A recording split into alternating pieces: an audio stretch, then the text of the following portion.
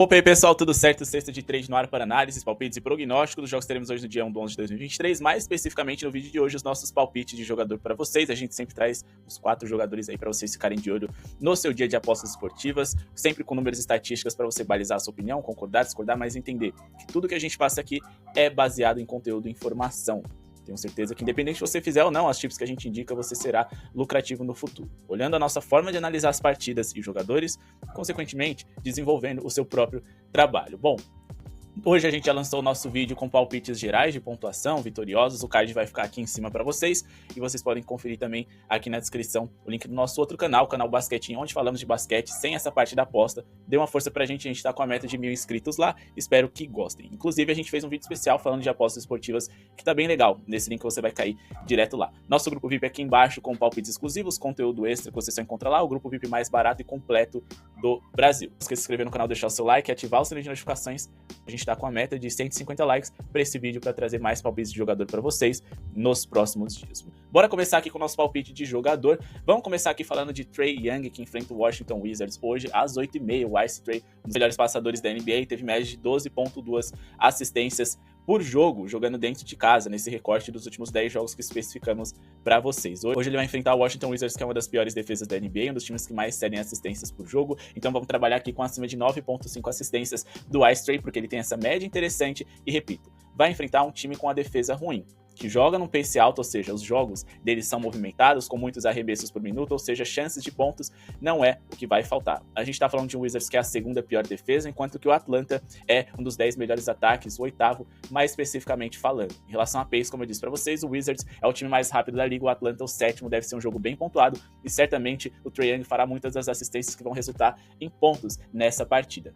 Quando a gente vai aqui no Team Rankings e analisa o número de assistências cedidas por jogo, nessa temporada o Washington Wizards é o time que mais cedeu assistências por jogo na NBA, sendo que fora de casa eles têm um desempenho ainda pior, cedendo 38 assistências por jogo. Outro número interessante da gente destacar é aqui no nosso Fantasy Pros, onde a gente consegue observar, né, especificamente o número de assistências por posição de jogador. O Washington Wizards é o 6º time que mais cede assistências para point guard em toda a liga. E outro número interessante da gente observar é que na posição de shooting guard também eles são o 2º que mais cede assistência. Então se você quiser ficar de olho ali também no DeJounte Murray, pode ser interessante, mas como a Ice Trae é mais jogador, é dono da franquia, é melhor passador do que o Murray, vamos trabalhar no acima de 9,5 assistências do Trae Young. E agora vamos falar aqui a respeito do Nikola Jokic, para muito um dos melhores jogadores do mundo, que enfrenta hoje o Minnesota Timberwolves fora de casa, mas que vem com números muito interessantes aqui na bola de 3, porém dá pra gente destacar ele em diversos outros quesitos. Beleza, para começar, o aproveitamento dele de 43%, 1,5 bolas de 3 por jogo, é muito interessante.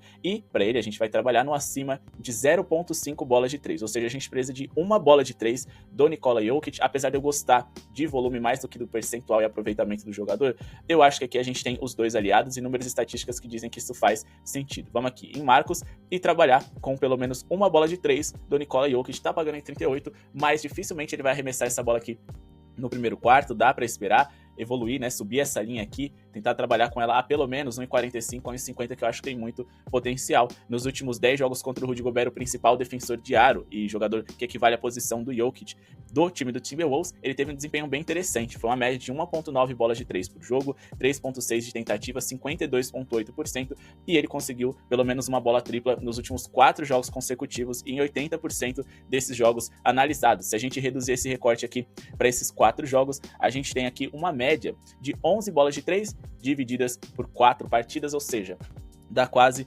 3 bolas de 3 por jogo, considerando aqui esse número, né? Um pouquinho mais, dá 2 pontos alguma coisa, o que é um número muito interessante quando a gente fala desse Minnesota Timberwolves em relação a bolas de 3 sofridas por jogo para jogadores da posição do Nikola Jokic. Na última temporada, né, porque nessa eles ainda não enfrentaram grandes pivôs que arremessam de 3, eles foram dos times mais favoráveis para se trabalhar isso. O time que mais sofreu bolas de 3 por jogo para pivôs, com 1,19, mas lembrando, Nikola Jokic vai arremessar com frequência. Esse número é muito baixo porque é uma posição onde nem todos os pivôs são bons nesse tipo de arremesso. Então, dá para ele ser bastante produtivo, e fiquem de olho nas assistências dele também, como muito provavelmente ele vai trabalhar por fora para atrair o Rudy Gobert para fora do garrafão e permitir a infiltração dos seus companheiros. Muito provavelmente ele vai dar muita assistência, vai trabalhar por fora, e o Minnesota Timberwolves também foi o segundo time que mais cedeu assistência para jogadores dessa posição, até porque não vale a pena ele ficar brigando lá embaixo com o francês, já que o Rudy Gobert é um dos melhores protetores de aro dos últimos anos na liga, várias vezes aí Defensive Player of the Year. Então vamos fugir dele, mas vamos investir no Nikola Jokic, o Joker, que inclusive já vem de 3 jogos consecutivos com pelo menos uma bola de 3 nessa temporada, 42,9% de eficiência nos seus arremessos e um número interessante aí, né, de pelo menos 2 tentativas por partida nos últimos 4 jogos. Acho que é uma boa pedida para hoje, beleza?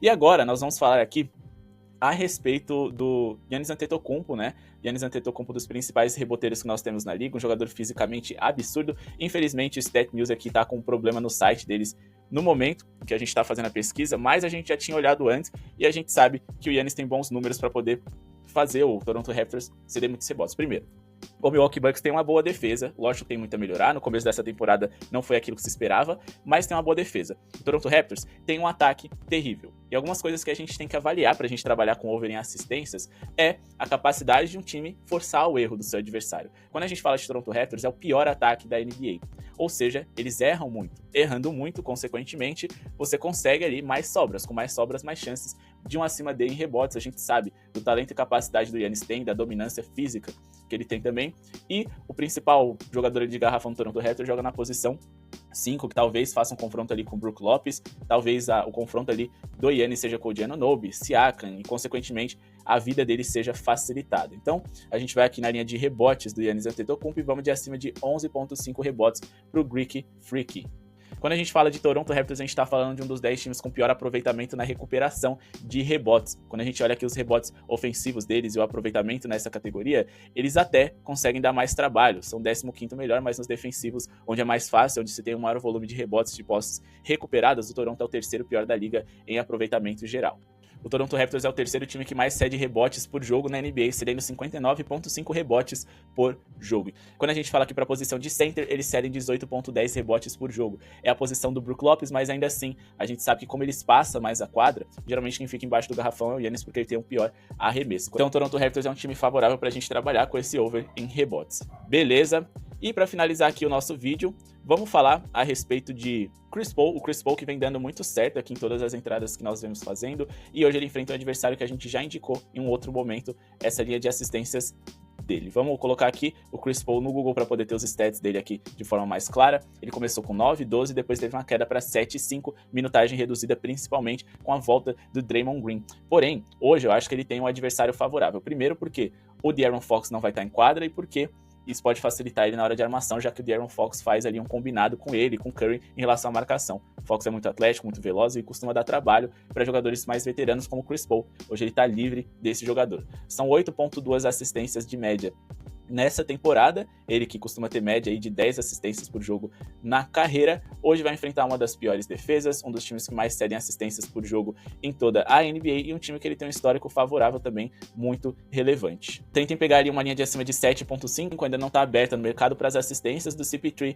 que tem uma média de mais de 10 assistências por jogo contra esse adversário, vai enfrentar esse Sacramento Kings que, repito, defensivamente é ruim, um dos 10 piores times da NBA, então muitos pontos podem surgir através de assistências dele. A gente tem também aqui a questão do pace, o Sacramento Kings joga no ritmo alto, é o 4º time mais rápido da NBA, o que significa que seus jogos têm muitas posses e muitas oportunidades de ponto. Quando a gente vai aqui para a questão de assistências, o Sacramento Kings é um dos 10 times que mais cedem assistências por jogo na NBA, ficando aqui com 27 assistências cedidas por jogo. E na temporada passada, inclusive onde a gente tem um recorte maior, eles também foram um dos times que mais cederam assistências, o 3º pior, tendo aqui o número de 26,1 assistências cedidas por jogo jogando como visitante. Beleza? Claro, tentem entrar no ao vivo ali, quando ele entrar em quadro, porque às vezes vai que ele demora para entrar, ele que vem vindo do banco com o Draymond Green na escalação. É bom a gente ficar de olho nessa questão da minutagem, tentar trabalhar no ao vivo, às vezes as linhas vão abaixar e a gente vai ter uma noção melhor de quantos minutos ele vai ter de quadro. Beleza? Bom, pessoal, esse foi o vídeo de hoje, espero que tenham gostado. Muito obrigado e falou!